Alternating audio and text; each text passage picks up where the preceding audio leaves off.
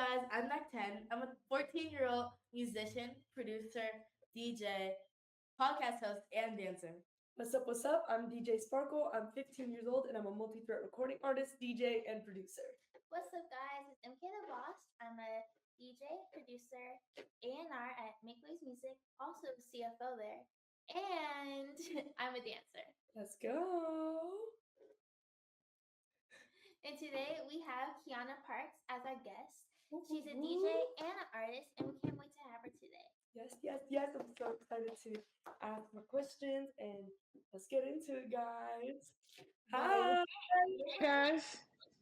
Hi. First question. Do you want to just introduce yourself to our guests here today? Sure. My name is Quiana Parks. I'm a girl from Paterson, New Jersey. I'm a DJ. I paint. I just be doing stuff. I produce. I'm just an overall creative. Yeah. That's so dope. Cool. Is the artwork behind you actually a piece of your work? Yeah. That's so dope. Oh All right. Yeah. Are you ready to get into questions? Yes. Actually, speaking of art, how does your creativity with your art styles help with you being a DJ?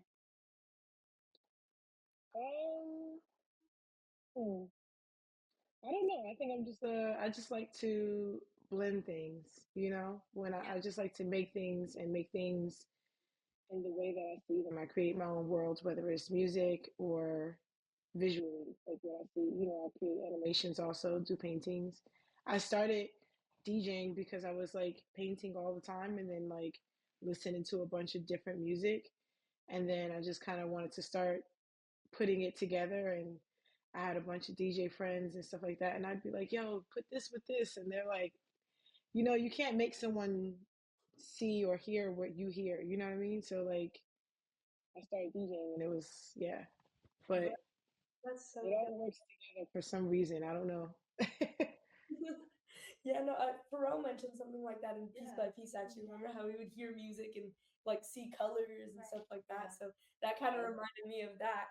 But who are your biggest influences growing up and how did they shape your art style and just style with DJing and in general? I think one of my biggest influences musically was definitely Janet Jackson. Her Velvet Rope album, I feel like, really opened my ears to different types of music. She had like hints of like rock on there. You know what I'm saying? Like it was just like so many different sounds on there, and just like what was that, like 12? I'm old, y'all. But I was like 12 years old when the album came out, and it really just changed my world and musically. And then it was, as a kid, it was kind of the basics. Like when it comes to art, it was like definitely Basquiat, Picasso, and like Georgia O'Keeffe, kind of like, down that range. Yeah. That's so dope. When it comes to your painting, how do you usually get your creative flow flowing? Music. I like to light my incense. I have a little routine that I've created, getting my mind in the right mindset. Definitely putting my phone on do not disturb. I don't want to talk to anybody, and watching some anime or some Netflix series that just playing in the background to be my body double. But yeah. I usually do that too when I paint because I'm also like an artist on the side, and I like draw and like paint and stuff. And I usually listen to music and watch movies. Yeah, it's dope. What kind of work do you do?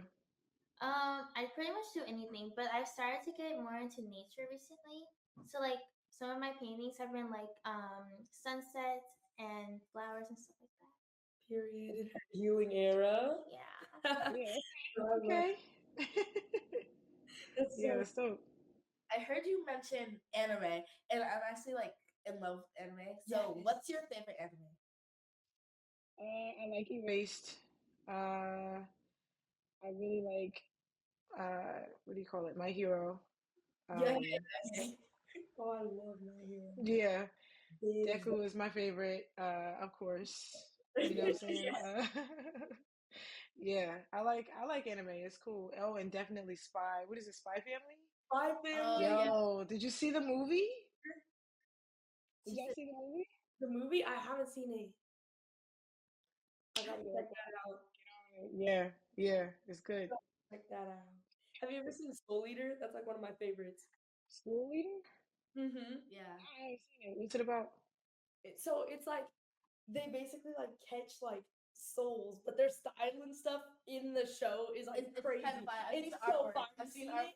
it? Yeah. Oh my gosh! And it's like Wait, you said it's a pedophile? What'd you say? No, no, no. The I style. said, whoa. No, because there is an anime about that. That's what I was asking. And it's, yes, Oh. yeah. so dope. Yeah, they like get them. Wow. Totally off topic. Go on. Yeah. Did you always know that you wanted to work in the creative field, or did something specific happen in your life to lead you to that? I think I was just born this way. I don't know. Like, I had some pretty, I don't know, some things happened when I was a kid where I lost my brother when I was like 8 years old. Oh, And it just kind of put me into like a state of like always daydreaming, you know? And I just started like drawing him all the time and us. And then also I was like really into fashion design. And I yeah. just knew I was going to be a fashion designer. So I was always drawing like clothes that I wanted and stuff like that. I don't know. It just was always something that I went to when I wanted to create my own world, and still is. Yeah. That's so Mhm. dope. I'm so sorry for your loss. Yeah, that's all good. Yeah, he's alive through my art. See how Yeah. that works. Oh, that's dope. That's so dope. Yeah. I was wondering, how does your DJing intersect with other art forms? So, like your work with painting and photography and film. Wait, say it again. I'm sorry. I was wondering, how does your DJing intersect with all your other art forms that you do? So, like the photography and your painting and film.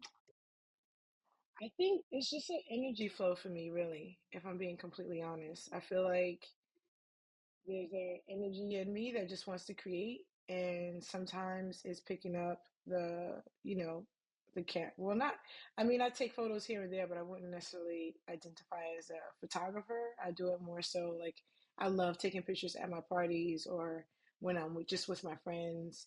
I also take my own headshots and things like that, but yeah, I just feel like as an artist, it's good to have a flow, and being able to have fluidity through different means of art. Like it's a good balance. Like I think it also, like, sometimes as an artist, when you have one thing that's like your career, and and especially when that's like where you go to make money, it's good to also have other forms of creativity that balance you, so you're not always like creating like to show people, you know what I mean? So it's like good to have like different hobbies, and sometimes those hobbies end up turning into something that's, you know, financial for you. But it's, I think, just as an artist, it's always good to have different forms of like or of expression. Right. Yeah. Yeah, I get that. That's dope. Hmm. So, speaking of forms of expression, how do you like express yourself when you're DJing? I like to troll a lot. So sometimes I'll do things like, what's that movie, Enchantment? No, no, no, no, no. What was the one? And she's like, they're in Mexico, and it's like everybody has like a superpower in their family. What's it called? Yeah. What's it called? Encanto, Oh, right? yeah. Remember that song? We don't say Diego. Oh, we don't Oh, we talk don't about talk about Bruno. Bruno. Yeah, I played that at a party. Oh, that's hilarious. Yeah, I was like, yo, this is the flyest. This joint is like the hottest joint. If y'all don't know, if you know, whatever. And I was like, drop it. That's Everybody was like, what's oh, going that's on? hilarious. I was very much entertained, and then I just brought it back. But I don't know. I'd love to express, just like have fun with it. It's something that, again, it's just like a form of creativity. Is a way that I can connect with community by being able to play these songs. Sometimes, like, I really love when someone, like really connects to the music, and leaves. Maybe they were having a bad day and now they left a lot lighter, and being able to um, get there creatively with the crowd, it just feels almost spiritual being able to connect with the crowd like that. So I feel like as I don't know, I think that that's my way of like finding my creativity through the music is playing songs that everybody can sing together, dancing together, you know? Yeah. So Yeah. definitely children. The thing is too, especially at DJ gigs, like if you're showing like your true self and you're just being authentically you and people see that, then they're Yeah, gonna have more fun with you because then they feel like it's like they know you already. exactly. Just having fun. Yeah. Mhm. So I was wondering, piggybacking off of that, how did you handle like criticism and um like negative comments from everybody? If that makes sense. Um, hmm.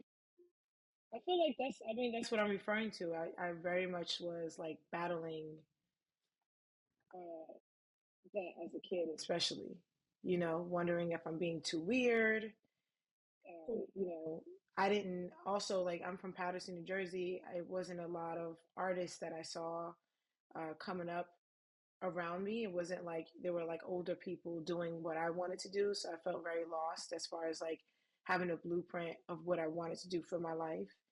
It was very confusing figuring out things because I always felt like I was walking into a dark room with no light and just like, you know, trying to figure things out. But I don't know. I mean, I think it's always been, I think my lessons have always led me to the more I try to be something that I'm not, the more it doesn't work. So I cannot keep listening to what other people, you know, if they're hating on me. But there's also constructive criticism where if somebody says something to you, they come with support, they come with, you know, uh, options on like how you can do better. But when somebody's just saying, you know, you just got to brush that off and move on. Right. That's the difference between a hater and a person who's really there to support you. You can feel it, you know? Right. Right. And with constructive criticism, you always got to take that with a grain of Yeah. salt because Right. sometimes there be some good advice in there with it. Yes. That's true too. That's true. That's why again why you gotta know who you are and really try to figure that out. But you can only do that is if you really just stay true to yourself. Right. Exactly. I agree. Okay, so speaking of where you grew up, what was it like growing up in Patterson, New Jersey? It was cool. It was cool. I went to Performing Arts High School, so there were only 200 people in my school. I Oh, graduated with 49 people. It was called Rosa Parks Performing Arts High School. That was cool. Uh, and my principal was Just Blaze's mom. Just Blaze is an incredible producer. I don't know if you guys are familiar with him, but if you're not, definitely check him out because he's a legend. Uh, he's worked with like Jay-Z, Usher, like so many different people. that's so. And yeah, so it was pretty cool, you know, growing up uh, around all of that, and then I was a fine arts major at the schools. Yeah, so it was definitely cool. It was scary sometimes, but not really that much. Yeah. So dope. It is. No, performing arts schools always seem like. Don't you go to a performing Yeah, arts I school? actually did. Yeah, a What's that like? oh at the record label I there. mean, it's really fun. I feel like I'm surrounded by my people. I know like growing up, like I didn't really have like an environment to like feel like, connected with like what I want to do. So Mhm. when I had got to my high school, I was like, oh wow, I met my people. Because like Right. my performing arts school, it has like theater and choir, and there's like a music label there that I'm a part of. So like I feel like whenever like I have something going on, I'm like, oh, I could tell them like about this, and I could talk about my day. So it's Yeah, that's dope. That's really dope. It's again finding your tribe. That's great. yeah. Yes, ma'am. So, if you could instantly master any instrument besides the piano, what would Mhm. it be and why? Dang, right? Besides, okay, that's easy. The guitar. Yeah. I've always wanted to learn it because I always wanted to be like Betty Davis. Oh, or Lenny Kravitz. yes. Oh, yeah. Up there getting it. Yeah, So, that's like, easy. Huh? so Yes, electric guitar? Lit. the electric. That I'm is very, very good at the air guitar. Just ooh, let you know. okay. Wait, I will I battle can see anyone any day. it. That's crazy. Oh, Yeah. okay. So when we were talking about you growing up in New Jersey and stuff, what was your biggest like inspiration, and like who did you look up to the most when you were finding yourself? Um, I mean, if I'm referring to high school, like it was definitely Gwen Stefani. I Yeah. just knew I was gonna be Gwen Stefani or Avril Lavigne. Yes. Uh, Aaliyah was definitely a huge influence. Mm-hmm. I was actually in high school when she passed away, so that crushed me. Oh. Uh, yeah, but definitely Avril Lavigne and Gwen Stefani. I would walk around school with like ties on, and Yes. you couldn't tell me anything. I had posters asking who wants to join my air band, you know. That's so good. But no, but I mean, but growing up overall, I think, yeah, like I don't know. I think also like just people I was actually around. Like my mom was a huge influence. I thought my mom was the coolest out of like the coolest people I could ever meet. My mom was just that girl always, and I always wanted to be just like her, you know? Yeah. In real life, it was definitely my mom because of how just like cool she was. She knew all the songs, she could sing, she could dance. I wanted to be just like my mom. Oh, that's so sweet. Oh, she's back. Let's go. You want to ask the next question then? Or... Of course. Okay, let's get it. Okay. So I kind of wanted to get into the film you're starring in, Ooh. Level Up. So what was Yeah, it like starring in that film?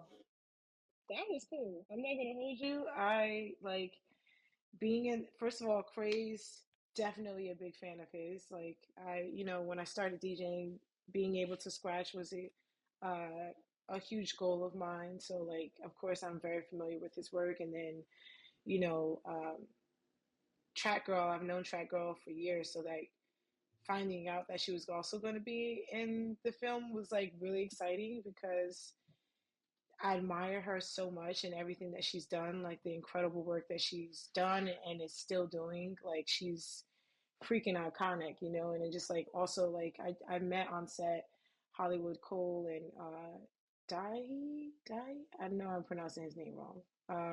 But yeah, I think like it was just an incredible cast to be in the film, and also like being on set with some of the Serato team, like OP, was just like really cool. And then they had like every Serato uh like all the Serato software Ooh. there, so that was also really cool because even though like I came in about like 10 years ago. So I came in midway of the game, but like my stepdad was DJing before I started DJing. So seeing all like I was familiar with it. So seeing all of like their accomplishments was so cool. Like that was one of the coolest things about being on set was like seeing all the old equipment. It felt like a Serato museum. It was really cool. It's Yeah, it's really like cool. the evolution of it. Yeah, for sure. For sure. And then again, being on set with such amazing artists, like it was an honor to be there and to be a part of this project. Right. That's so inspiring. And speaking of inspiring and impacting, how do you want to continue to impact the music, art, and fashion worlds with what you're doing? How do I want to continue? I just keep doing what I'm doing, keep pushing and trying to inspire the 12 and 15-year-old me Oh, and also young girls like you, like us. I don't know if you guys know I'm young too, so don't get it okay. twisted. I'm Gen Z. No.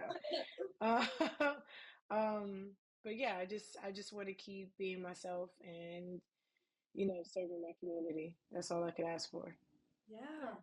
That's so dope. Oh my Definitely. You should Yeah. mix your work with your Toyota and also like major brands. So how can you can you give us a piece of advice on how to network with brands like that and how to get your work out there and collaborate? I think building a brand for yourself is very, very important as an artist, is making sure that you have a brand. And a lot of times when you build your brand up, from my own experience, once you build your brand up, a lot of other brands want to partner with you because you build just, you're consistent, especially when you stay consistent as an artist. Obviously, networking is important. Um, Yeah, I don't know. I think if I'm being completely honest, it works different for everyone. Everyone has different stories.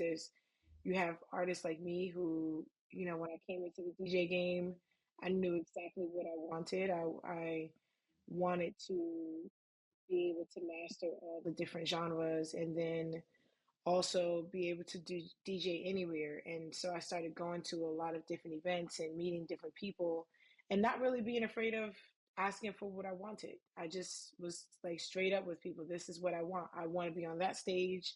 I want to work with these people. And then eventually the universe started bringing them around me. But like when you work hard and you prepare yourself, and it makes it so much easier to ask for what you want because you're more confident. It's like because you got it in the bag. Right. You put that work in. So when you ask people for things, they're a lot more open to giving it to you because not only are you confident, but you're confident because you have your things together. Yeah. It works. You stay ready, you never have to get ready. So Exactly. Also, I mean, it contradicts it, but fake until you make it is a big right, thing. dude, that's 1,000%. See it. If you can see it, it's yours. That's all you need to know. Yeah. Right, 3 in 1. My turn? If you- Oh, yes, ma'am. okay. We're all Okay, looking at okay, you. okay. Okay, so quick question. I don't know if you answered this, but how long have you been DJing? And like, what motivated you to start DJing? I've been DJing going on 12 years. Ooh. Um, yeah, so it's been a minute.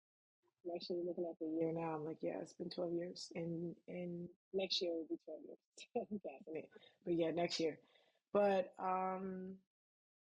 I started DJing because I was going through like I think they call it a quarter life crisis, where basically, long story short, I battled cancer when I was like 19 years old, and it put me in a state of fear where I was like super afraid to do anything.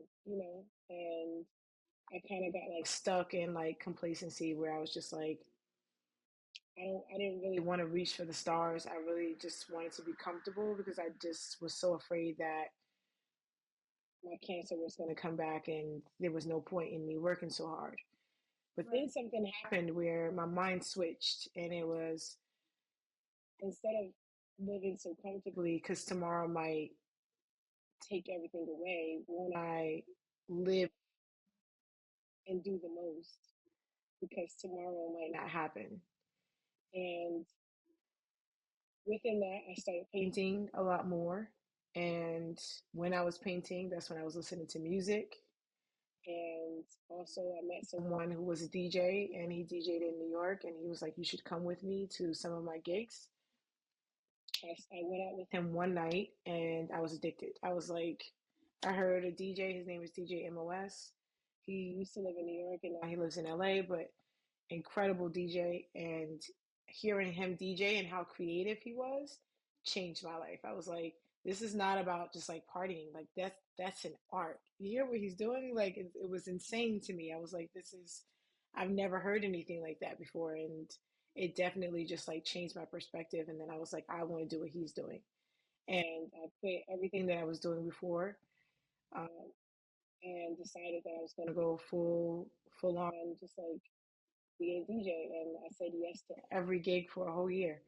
Anytime anybody asked me to do anything, I said yes, yes, yes. Whether it was paying me, didn't matter how far it was. I was like, I'm pulling up because I had just started learning. I practiced every day for 3 months, 8 hours a day. I pretended like it was a job. So I even had lunch breaks where I would like in the beginning of the day, I worked on my EPK, my website. I studied on YouTube like all the major DJs, Craze to A-Track, watching how they scratch, learning different scratches, watching YouTube. And then after lunch, that's when I would practice and study different music. Yeah. Yeah, I And mean, then hey, that's how I started. University could have been clutch. Literally. You can learn so much off of YouTube. It's crazy. Yeah. YouTube University is real. Yeah, and I especially stay over, using YouTube. right. No, and especially over the years too, like so much more knowledge and so much more technology and things like that have come out, especially to help with DJing too. So I'm sure, has it been like different or changed at all since you started? I mean, I'm sure it has, but Yeah, yeah. everything has changed. I mean, it's beautiful to see because, especially as a woman DJ, I feel like there was a stereotype out there for us. You know, there were opportunities that exist now didn't exist, and a lot of women came through and was like, no, actually, we're good, and some of us are even, dare I say it, better. Uh, but we came through and we pulled up, and I feel like there were DJs, even like Beverly Bond is a DJ who I feel like does definitely needs to be given her flowers. She really changed the game, and she opened up the doors for a lot of us. Like she started Black Girls Rock. The movement was a DJ, and I feel like yeah, I don't know. It's the world is very different now, especially in the DJ game. It definitely changed. It's actually fascinating to see Yeah. because they would have like female DJ night, and that was sometimes the only times like women would get booked. That was sometimes the only time it was like a theme night, and that was the only time we'd get booked to DJ. And now it's like actually these are our parties now. These are opportunities that we're creating for ourselves, and so it's very different. It's amazing to see though. Yeah. Yeah. Wow. Yeah, like especially like seeing that change, it must be so crazy. Yeah, and even with the DJ equipment, it's changed so much. Oh yeah. Before, sometimes we would have to have our Serato boxes, and then you would have to like fade out. It was a whole thing, but Serato has like changed the entire. It's like mind blowing how much Serato has changed. It's incredible. Wow. I wish I was Yeah. able to do that. Well, I mean, hey, if we keep it up and we really stay in it, then we're definitely gonna see it because things change fast, especially nowadays with technology. It changes. And they like to bring stuff back. Yeah, they'll bring stuff back. I mean, hey, look at trends in music now, like Yeah. 90s, early 2000s, Trends like all in that clothing. fashion too. Yeah. That always art just recycles. It just goes back around. Oh yeah. Do you guys do stem when you DJ? Do you use Serato and use stem when you DJ? Yes. Oh, I love using stems. I love Literally. Right? Isn't it cool? It's so much like convenient. It's so much easier. It makes But at the same it time, easier. before stems, I also like DJing regularly and like having like Just like blending it. yeah, Yeah. just having like the problem like okay, how can I make this? How can I make these Make it two work. songs go together? Echo Yeah. out. Because I feel like now, like I definitely use the stems a Often. lot, and I'm like, Often. and then I'll go back to the basics and like try to like mix it normally and be like, I need my stems. boring. Like, what's happening? So Yeah. it's like you definitely have to go back to the basics and practice all that for sure. Yeah. Yeah, it's cool. And then the cool thing too is now because you have like Serato Studio, you can go in there and you can just like if you want to move faster and not do it live at a party, you can just go into Serato Studio and like frequent it there. And it's so easy to use, like a child, like a toddler could use it. It's so easy the way they made it. It's all you have to do is be super creative. That's it. Can't help you with that, but on the other tip, yeah, it's pretty good. Oh, yeah. What's your favorite genre to to DJ. Ooh, that's a good one. Like mine's is reggae. So like when I had a DJ at the Bob Marley premiere, I had a lot of fun doing that because I feel like I could like connect with it more. So Yeah. Light flex. She's like, yeah, that was cool. That's cool. What kind of reggae do you like to DJ? Or what's like your favorite? What are your favorite songs? Honestly, I don't know. I feel like the first time I did it was at the Bob Marley premiere, so that started to become my favorite. But usually, what? That side was crazy. Like usually, you did a party where they like told you to play all reggae and no, Afrobeat. they just. Oh, I that's love all. DJing They only asked me. Afrobeat. Literally, because it's so I'm a easy. piano. But they only Piano. asked me to DJ for. They only asked me to DJ Afrobeat. Sigh.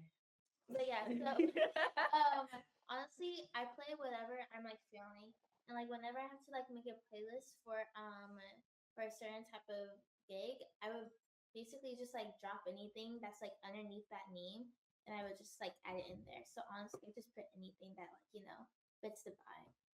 Yeah, that's cool. I don't know. I mean, I like Jersey Club. I like Yeah. hip hop, Of course. house music. I grew up on house music from Jersey. I love house music so much. Yeah, house music is that's what it is. And then I don't know. I like jungle. I think jungle is like Jungle's one of so my favorite vibes. Yeah, I got into a few years ago, but it's pretty fire. yeah, I know they're Okay. so dope. Well, speaking of light flexes, okay, we're gonna let you flex right now. What what was your favorite like gig, like your all-time favorite that you've ever Mm, dang, that's hard. That's hard. Someone asked me that the other day. I'm like, I don't know. I done? think like as an artist, I think one of my favorite gigs was DJing. There's an event series. I don't know. It's for the community. It's called The Layout. It happens in Brooklyn. And on June 19th, 2020, I DJ'd, and it was in light of the protests. It was in Fort Greene, Brooklyn, and while all the protests were happening because of George Floyd, um, a woman named Emily Anandu and a couple of other folks like started a movement called The Layout, where people go to the park to, instead of like protesting and being angry and having all that energy, they were going to the park and laying down and just like finding joy. That was their form of protest. Is actually, we don't feel like fighting anymore. And we're going to just choose happiness, like with each other. That was our like form of protest, is like finding community and finding happiness with each other.